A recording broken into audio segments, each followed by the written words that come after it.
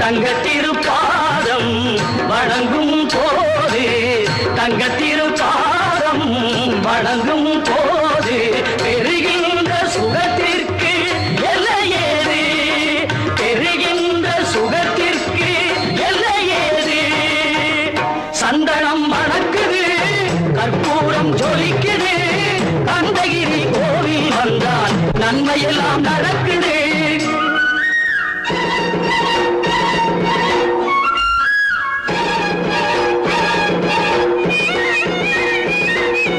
மயில் மீது மன்னனை இருக்க வைத்து 7 ஸ்வரம் பாடும் கிங்கிணி சதங்கை கட்டி